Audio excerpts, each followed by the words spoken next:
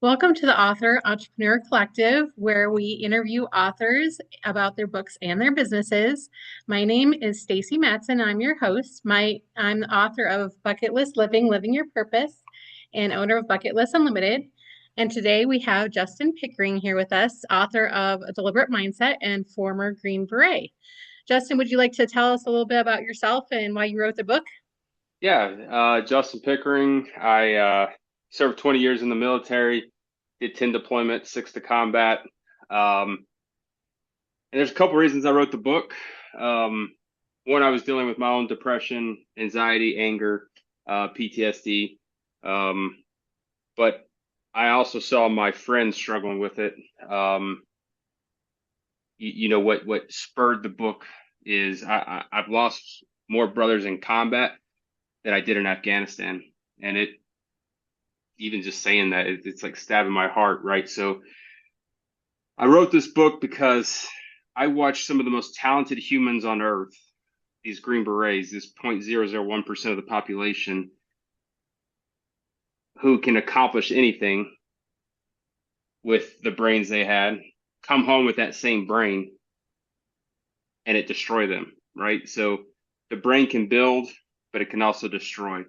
So I started trying to focus on, what about the brain is destroying us? And then off that belief, if the brain can destroy it, the opposite must be true. It can also build. So I started focusing my energy on what does that look like? Mainly trying to find my own answers because I was dealing with these issues. So I practiced this stuff for a couple of years, and what you'll find in the book is I am not perfect, but I'm better, and I'm improving.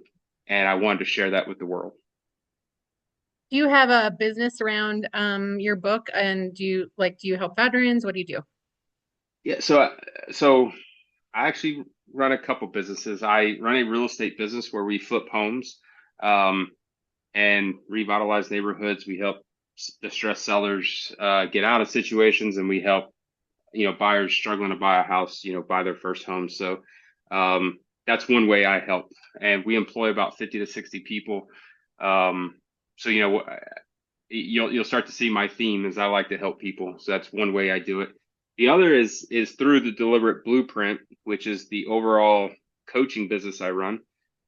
I coach leadership. I'm a 1099 contractor for Summit Point Leadership, and I travel around the country teaching leadership to our main customer is actually utility companies like co-ops, where we help mid-level managers up to the CEO level. Uh, we teach them how to coach their employees and teach them how to be leaders. Then I also coach real estate. Um, I used to 1099 contract that as well. And then now I run my own practice where I coach real estate. And then public speaking, I would like to get more into. I've done two jobs. I got two more lined up. I'm trying to get that rolling. I'm hoping this book is a launchway to more speaking opportunities. And then of course I wrote my book under this brand. So Nice. Well, I appreciate you writing it. It's an excellent book, and I can't wait to dive in. thank you. You talk openly about your struggles after returning home from Afghanistan, your anger, burnout, anxiety, emotional numbness, and feeling lost after military service. Why was it important for you to be vulnerable about those experiences? I well, a couple things come to mind. One is Green Berets are special. I'm not going to say that these guys I worked with are not, but what we're not special is we have brains just like everybody else, and we deal with the same stressors everybody else does. So I do want to be clear, this is not a book for Green Berets or for soldiers. This book relates to everybody. Um, so to prove that we're just like everybody else, I had to be vulnerable and tell my story about, hey, I deal with anxiety, I deal with depression. Um, you don't have to be a Green Beret to deal with these things. There's people, I mean, I heard a crazy statistic yesterday, I think on a different podcast. It said, 27% of the United States is on depression medication. And I'm not anti-depression medication. There's an epidemic going on and we're all part of it. This is not a Green Beret issue. So I wanted to show that Green Berets are regular people. They're humans who deal with the same things that everybody else does. Yeah. Was there a specific moment where you realized your mindset, not your circumstances, needed to change?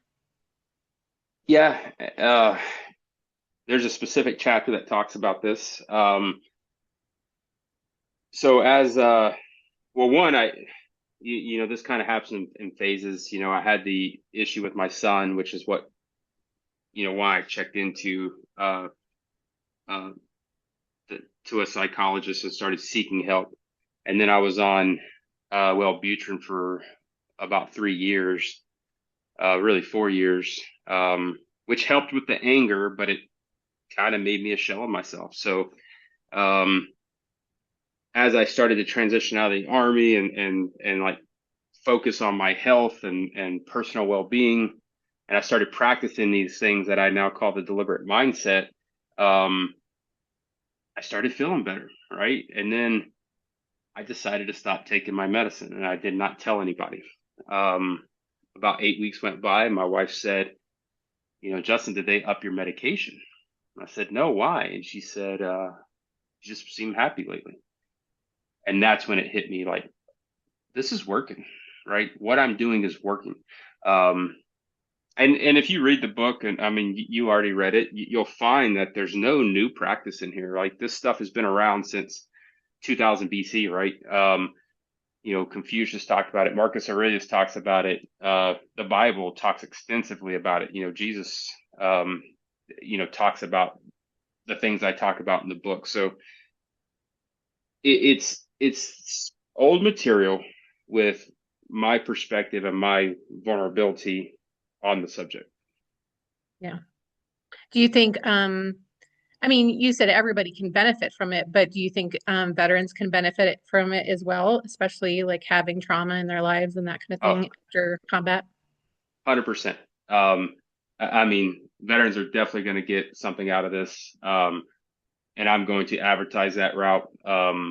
I actually set up, you know, with the local VFW, I'm going to speak to them in June, um, and hand out free books for them for people dealing with PTSD. So, um, yes, obviously I have a special place in my heart for veterans. But what I didn't want to do is isolate the rest of the country who's they're dealing with the same problems, right? And again, we're no different. Like you know, combat is not the only trauma that life brings. You know, we had close friends of ours just lose their 17-year-old son 3 months ago before graduation, right? So like, I don't want to isolate others who are hurting. So yes, this will benefit veterans, but I do want to stay on the train of this is for everybody. Yeah. Well, and I think I mean, yeah, everybody. I even as I work with a lot of authors and entrepreneurs, right? And it's a very lonely journey, and mindset is a huge part of it.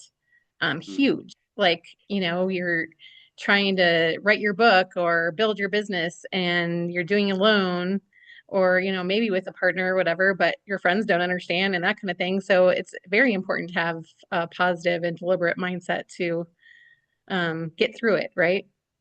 Oh, for sure. And not to jump ahead, but that's why I'm writing this in a 3 book series, right? Is deliberate mindset. Mindset is very self-focused. Next, I want to write deliberate leadership because I don't believe you can lead others if you can't lead yourself. And then the final book in the series will be deliberate business, where we talk about how to run your business, but each book will build on top of the other. But it all starts with deliberate mindset. It's you first. So Yeah, I've found that a lot because I've just been delving into mindset just since December, and it's amazing how much it will change you as a person. 100%. I agree. The phrase you talked about the phrase "the mind can destroy, but it can also rebuild." That's incredibly powerful. What does that mean to you personally? Yeah, I think it goes back to what I was talking about with the Green Beret is like these great warriors can be drug into darkness, but I have proof that that same mind can bring you back out of it. I'm just one of many stories of the opposite, right? Of people who've made it out of that darkness. Um, I do want to say though, this is not a one-time thing, and you've made it right. You cross the finish line. Deliberate mindset is a daily practice. It's something that it's a tool that you have to use daily to stay ahead of it because tomorrow is going to bring different troubles for me. Um, so you get over one hurdle. I mean, the book actually shows that in my journey, right? I went from childhood trauma, joining the military, things started going better. I get blown up in Afghanistan and I kind of start falling apart to where in 2020, once my career started coming to an end, I, you know, fell off the deep end. So it just shows you that, it's up and down. You got to use these tools daily, to stay ahead of it. Yeah, I totally agree with that because I know if I skip a day, I have struggles. One thing entrepreneurs constantly struggle with is waiting until they feel ready, kind of the perfection thing before they start. And in chapter two, you challenge that idea directly. Why do you believe readiness is a myth? Um, I think people confuse readiness and comfort. Um, they're not the same. Um, Confidence can't come without action. And I've sat here and tried to think of like every job imaginable. I mean, you can go to school and be a doctor, a surgeon. You're not going to get good at surgery until you do some surgeries, right? Like everybody had their first surgery. So bottom line is confidence comes from reps. You can't qualify yourself in anything until you actually do it. Um, I think readiness is something that you recognize in hindsight. Yeah. Um, you've transitioned from military leadership into business and entrepreneurship. What similarities do you see between special forces and entrepreneurship? Ups and downs. Yeah. Uh, Everything's urgent, and then there's nothing going on. And then everything's urgent, and then there's nothing going on. So it's either very fast or very slow. Both require some reaction under pressure. I'd say the difference is in special forces, our reactions are rehearsed through training, right? So like we prepare for what might happen and we rehearse that over and over. In entrepreneurship, you almost need to make mistakes to learn. You can't do that in special forces, right? You have to rehearse it. You make mistakes in training, where in entrepreneurship, you have to make a real life mistake, honestly, to to get better. Um, I would say one of the things, another big difference is for me, the stress is way less for entrepreneurship. I have a saying that we picked up from the military from when we were in non-combat situations is like, hey, calm down. You're not getting shot at. So there's nothing that is that serious. And that kind of helps me stay grounded in the entrepreneur world. Yeah, that makes a lot of sense. Yeah. What advice would you give to entrepreneurs who are overthinking instead of taking action? I would say you need data and action gives data. Um, Data gives clarity and then clarity builds confidence. I think people think overthinking feels productive, um, but it's typically fear in disguise. Um, if getting ready delays that decision or action, it's probably just avoidance. So I would tell them to take that deliberate step.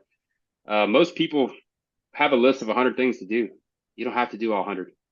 Um, I mean, what I teach in the book is choose three.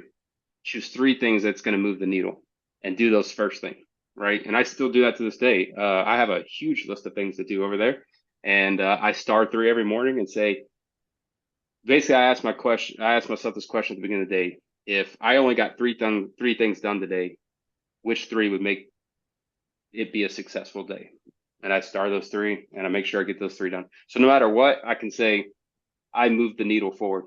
But I think people get overwhelmed because the list is so long. So just do three. Yeah. Well, and if you check three things off your, list or whatever, then you have small wins to record for the day too, right? And you feel better about, that you did something. For sure. And that's part of the practice too, the gratitude. It's a whole Yeah. chapter on gratitude. Probably the most life-changing thing for me was learning to show myself gratitude. Um, and again, not to get ahead, but for me, in Green Beret specifically, we lived in an environment where it was always what's next. We'd accomplish 100 things in a week. It's a new week. What 100 things are you going to do this week? So we live in a what's next culture. Um, and when you do that for 20 years, it can really break you down mentally to where you got to start recognizing some of the things that you've accomplished. That's something I've been practicing for the last 2 years, and it's helped me mentally. Yeah. Yeah, I practice gratitude daily too. And I do a gratitude journal actually. And it just sets my mood and mindset for the day. So, Perfect. That's what the book teaches. So you're already one step ahead. yeah. You write that action produces information, and I love that concept. And you kind of expanded on it already, but how can they use the action to build confidence? And you kind of touched on this already, but if you just delve into that a little bit more. Yeah, I mean, I'll say it again so that it's a saying. Action gives data, data gives clarity, clarity builds confidence. Um, when I'm teaching leadership or teaching real estate, usually I give live examples of like in my real estate business, we didn't have a perfect communication system. Uh, when we did one project, we were just using text message, which is pretty sloppy when you have like 5 or 6 different people going to the house. So then we needed to go to a system that handled better group text, right? And then from there we went to a project management system, and now we actually just recently 2 weeks ago changed to another system of project management, just kind of going up in levels. Where I see people like, well, I don't want to do my first flip until I have the perfect project management system, and I don't think it works that way. I think you just start. We started with a text message. Was it good? Absolutely not. But it gets better each time. We use the data, like from the projects to teach us where to go next, right? So it fits in line with action gives data, data gives clarity, and then clarity builds confidence. Yeah. Got to make mistakes to move forward. Um, Lessons. yes. What are some deliberate daily habits or anchors that help you stay mentally strong as an entrepreneur?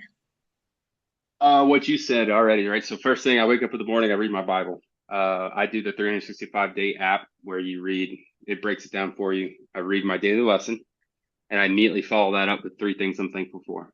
Uh, that is the most important thing I do. I start every single day that way. And I hope I do that until the day I die because it's probably the most important thing I've done in my life. Next is I go on a walk midday, like a midday reset. Um, this can be meditation. You don't have to do a walk, but walking is my meditation. But doing some kind of like 30 to 60-minute meditation uh, to cut your day in half, reset, I think is important. For me, I go on a walk. I usually listen to a podcast, or sometimes I just look around and just enjoy being outside. So, and then before we go to bed, I will typically do a kind of what we call in the military an after action review of the day. Like, hey, these are things we got right today, right? I got the things done that I said I was going to get done. Those three things usually is what the focus on, and then I plan the next day. Um, that's that's my ritual. Yeah, that's excellent. I do something very similar. I do the gratitude journal in the morning, and then I do like a inspirational podcast in the morning, and then in the evening before I go to bed, I journal and then run it through AI to see because it gives me feedback on what I Mhm. could have done better, or what I could have done differently, or stuff like that. So Let me ask you a question, because when I first started doing this gratitude thing, and I've already had a couple people who've read the book have said it to me, they were concerned that I'm just listening to the same three things every day that I'm thankful for. Um, do you find yourself doing that where you just kind of have a similar list every day? Sometimes, but I try to change it up too based on because what I do in because I've listened to a lot of podcasts that um like you be that you're grateful for something that hasn't happened yet. So that way you draw that energy towards you, like Hmm. financial abundance or um and I also do prayers for people that, one of my friends has cancer and that kind of thing. So but yeah, it's about like I even am grateful for stuff that hasn't happened yet because then I'm drawing that energy to me, right? For So, sure. yeah. Um, here's what I found with this is where I landed. List the same thing, three things every day. So what? If that's what you're doing, and here's why. Because I find myself beating myself up over the same three things I mess up. Like this conversation didn't go well, or your second. So you dwell on your losses, on your same three losses. So why can't you celebrate your same three wins every day? And that's what pushed me through that. Because I'll tell you, when I first started doing this, that was one of the first roadblocks I had. Is I feel like I was naming the same three things, and I got over that hurdle by explaining to myself that you do this when you because typically there's some things that we don't like about ourselves and we beat ourselves up over that over and over and over. So what's the difference? Why can't you celebrate the wins like you dwell on your losses? Yeah. Yeah, I don't disagree at all. Um, Chapter 3 focuses on language, creating reality. What are some common phrases people use that unknowingly sabotage their mindset? So for me, and I talk about it in the book, is I would say stuff like, I'm realistic. People, some people would say I'm a pessimist. I'm like, no, I'm just realistic. That was pessimism in disguise. I realize that now. My family says stuff like Pickering luck. Like if we if we broke a rule, like if I drove from my house to down the block without a seatbelt on, Pickering luck, I'll get pulled over. Um, you know, it was a reinforced thing that we said that created a negative story, so I stopped doing that. Um, the one that I've gotten the most feedback from the early readers is the I have to versus I get to. Um, I do that now, right? I have to go pick up my kids from school has changed to I get to go pick up my kids from school. Um, it's so simple, but it even changes the conversations on the ride home. Uh, I found myself, I look back at this journey and when I said I have to go pick them up, I'd go pick them up. And no big deal. I'm not upset or anything, but we would just kind of drive in silence home. Uh, now that I say I get to, all of a sudden we have a conversation. It just changes your whole attitude where I'm having a conversation with my son on the drive home about how his day went. And um, it seems more like a reward than a chore. So that has landed with a lot of people. I have to versus I get to. Yeah, because you're instilling gratitude in your thoughts, even the Hmm. smallest ones. For sure. Um, Entrepreneurs often tie their identity to success or failure. How can people separate setbacks from self-worth? Self-worth. I think this is what's worked for me. And we've already talked about it several times, but I anchored myself to gratitude. Um, nobody wins 100% of the time. Um, and I think, that mentality that I already talked about, where especially in special forces, it was always what's next. It's okay to celebrate what you've already accomplished. And by no means am I saying you shouldn't have goals and you shouldn't strive. I'm not saying any of that, but I am saying you should take deliberate time to celebrate your wins. Um, and then yeah, come up with realistic definitions of success. Yeah, Yeah, it's would you not say, always. Yeah, go go ahead. ahead. Sorry. I would just say, would you say like, even like create baby steps. So if you're too afraid to, have this, whole ultimate goal, maybe just do small wins along the way. Oh, 100%, right? Yeah. Um, there's no goal that we're going to reach or vision that we're going to reach without reverse engineering that into a daily and weekly practice. In my coaching practice, that's actually what we start out with, right? We do vision first, then we go to 3 to 5 year goals, 1 year goals, down to quarterly goals, down to daily KPIs. So we break it down in reverse order like that. Um, yeah, and redefine success. I mean, if you think about the Olympics, you got a 100-meter dash, what, 16 people across the world qualify for it? Only one wins. Were they not successful? It's crazy if you say that's not successful, right? So I think it's not always about being first. It's about, did I improve? Did I get better each day? Did I compete? So changing the your definition of success will go a long way. Yeah. One of your recurring themes is focusing on what you can control instead of obsessing over outcomes. Why is that so important? Yeah, a good outcome does not mean it's a good process, and a bad outcome doesn't disprove a good one.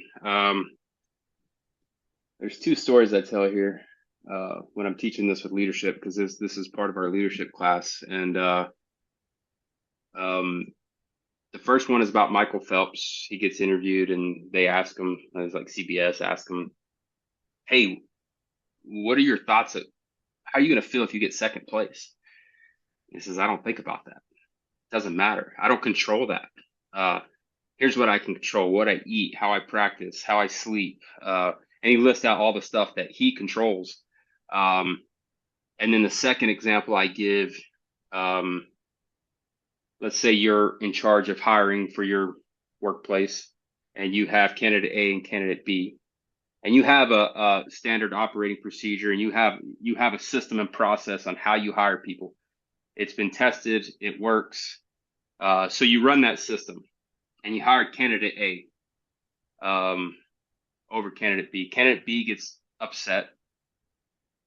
90 days later, they quit because they didn't get the job. 6 months later, candidate A also quits because it was more than they expected and leadership was harder than they expected. So then I'll ask the class, are they right or wrong? Is HR wrong or right here? And a lot of the times I'll get a mixed answer, but a lot of them will say, oh, they messed it up. And I would say, I disagree because you can't control outcomes. All you can do is control your process. So then I flip the story on them. All right, same candidate A, same candidate B, same HR. They flip a coin this time. Heads, A gets it, tails, B gets it. It lands on tails. They hire candidate B and he thrives. He or she thrives. They do awesome. And candidate A stays because they just dodged a bullet. They didn't really want a leadership position anyway. And then I'll ask the class, is that right or wrong? And someone will still say, well, it's right. You got the right guy, but it's not repeatable, right?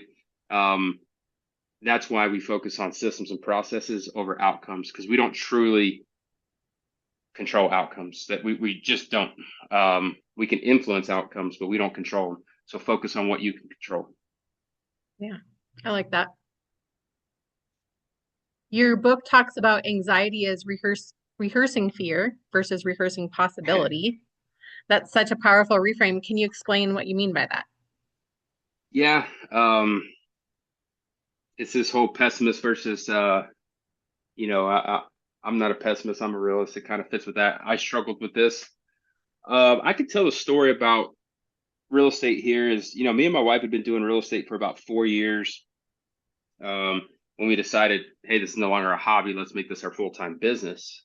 So we got a coach. If you haven't figured out, I believe in coaching. I coach people, and I also hire coaches to coach me. I'm real big on coaching. Um, and and he told me, hey, you need to start marketing and telling everybody what you do. And I said, I'm not comfortable with that. And he said, why? And I said, well, my brother doesn't own a house. And he was like, well, why does that matter? I'm like, well, I don't want to post that I bought 12 houses this year when he doesn't, what if that hurt his feelings? Uh, you know, yeah, what if that hurts his feelings? It would devastate me if I hurt my brother's feelings. He's more important to me than this business. I can't do it. And that coach said to me, he goes, what if he's proud of you? And that's where this hit me. Is like, I'd never thought about that. What if he's proud of me? Um, so we started marketing. We started talking about our business, and guess what? He's proud of me, right? So yeah, a lot of the times we're anxiety is just our minds practicing what we don't want to happen. I think there was a study that says 90% of the things that we worry about don't come true. Um, so that means you have a 90% chance of things working out, right? So focus on that possibility versus that 10% of fear.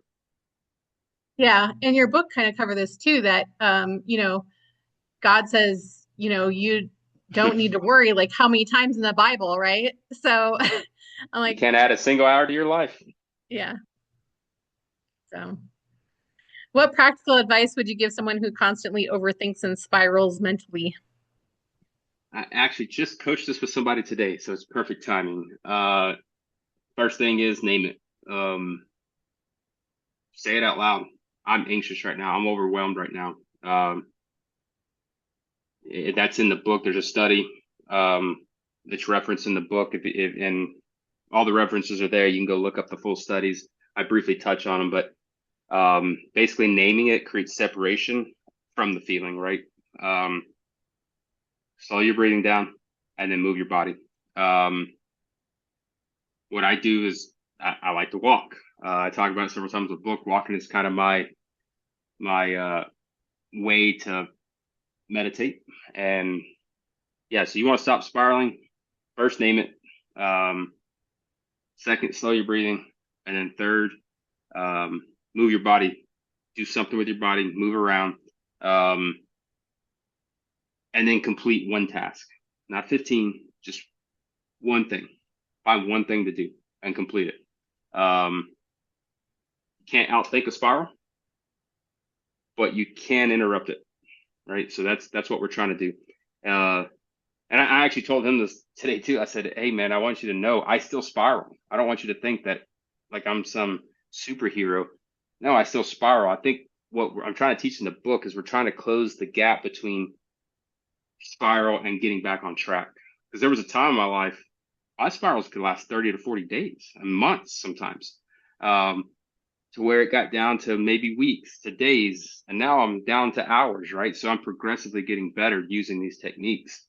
Um, so we're not pretending that life doesn't happen to you, right? It's how we process it. We're slowing down and you know processing it and controlling our thoughts and our outputs because we don't control what happens to us. Right.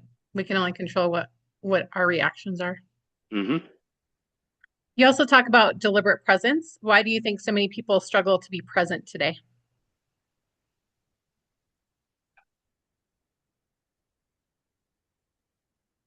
I don't think they do it out of lack of love or care.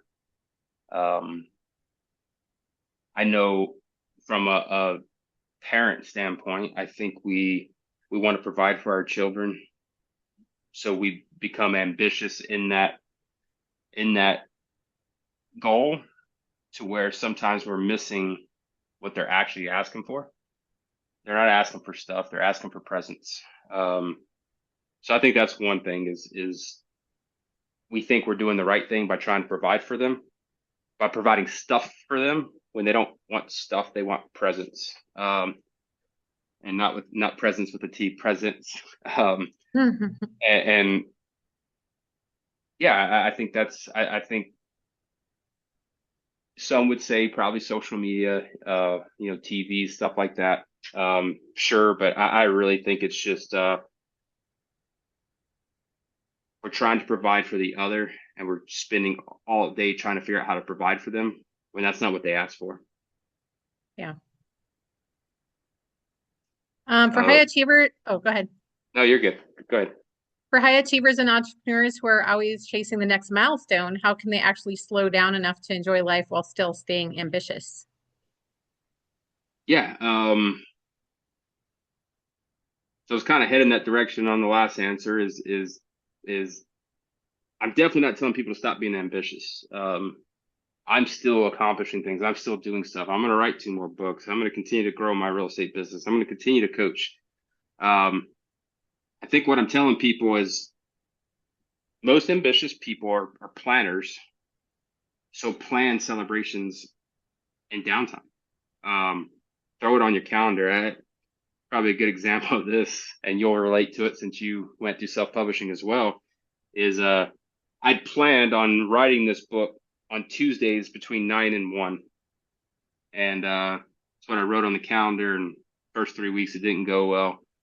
So I met with my coach, and he says something so simple. It's like, why did I think of that? But he said, well, Justin, why don't you just put it on your calendar? What was happening during that 4 hours? Every entrepreneur call, coaching call, everybody decided to call during that 4 hours for whatever reason on Tuesday, or it seemed that way to me. He's like, why don't you just block out your calendar? I'm like, genius, right? So that's what I did. So same thing I would tell people is block it on your calendar. If you want to do family day on Wednesdays, from 7 to 8, so you can go play a board game with your family, put it on there. Put it on there just like you would any other appointment. It's just as important. So put it on there. Yeah, agreed. What kind of transformation do you hope readers experience after reading The Deliberate Mindset?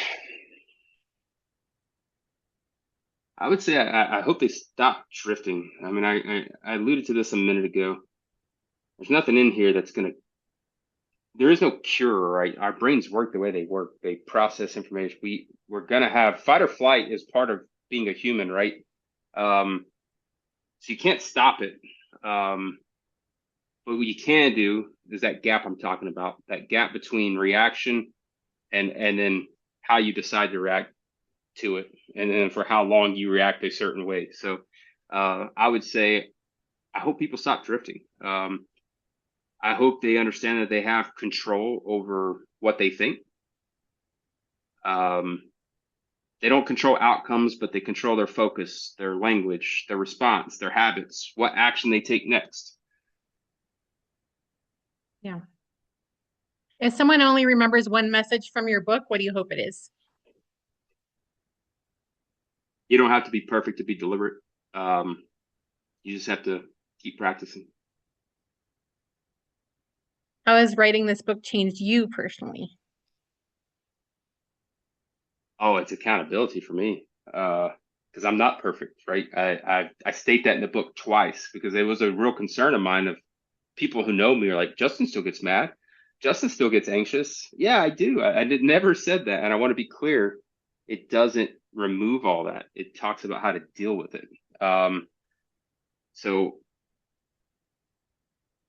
I do these practices. And now that I've told everybody about it, I better keep doing these practices, right? So it's accountability for me. I don't have a choice. I have to practice what I preach, right? So Yeah. What has surprised you most about the response to your book so far? all the responses have been positive, which is good. I actually had a guy, and I never saw this coming. He said, "Hey, Justin, we love the book. Me and my wife read it together, and we filled out the worksheet together." And when he said that to me, I was like, "Oh my God, I didn't even think about that." And that's where my brain started spinning. We talk about ambitious people and people who are always thinking about what's next. I'm like, I need to make a couples workbook. That's genius, right? So that idea actually came during my stealth launch. One of the early readers about 4 weeks ago said he wasn't trying to give me an idea. He just said, me and my wife read it together and did the worksheet together. I'm like, man, this is an opportunity to create a couples workbook and actually encourage couples to read this together. So I did that, and there's a couples workbook now, and I think it's pretty cool. Me and my wife are doing it right now together. Um, that one has not been tested. It didn't go through beta. It didn't go. It's hot off the press. So I think that's what Right. surprised me. Are you going to do one for kids too? I think the individual one covers can be done at any age. Um, but I should look into it. And Thursday, I'm actually going to a youth detention center to do their commencement. They graduate out of juvie just like high school or whatever, I'm giving their commencement and handing out copies of the book. And I need to start getting feedback from these kids to see how I'm actually doing a book study with them as well with the book. So as I get that feedback, yeah, I'll be willing to create a youth focused one. I'm being a part of developing our youth is one of the most important things to me. Yeah. Do you have anything else to add? That's the end of the questions. Do you have anything else to add that you want your readers to know about or the listeners? Um, yeah, I'll just cover the five major pillars of the book so people know what they're getting into. So the five pillars are gratitude, framing and reframing, focusing on what you can control, choosing action over perfection, and harnessing the power of your words and thoughts. And I'm thankful for the opportunity. I truly hope the book helps people. Again, there's no groundbreaking technology in this book that solves all your problems. It's the same stuff that philosophers have been talking about for 2000 plus years, but I try to give a my perspective on it as a Green Beret, as an entrepreneur, to hopefully relate to the reader, so they know everybody's going through this, and we can get through this together. Justin, thank you so much for being here. Thank you for writing the book, and thank you for helping so many people. I really appreciate that, and I'm sure our readers do too. And I will put Justin's book link in the bio.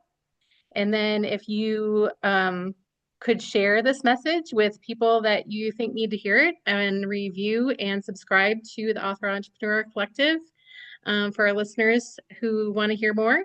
Until next time, we're going to keep building, keep growing, and keep living deliberately.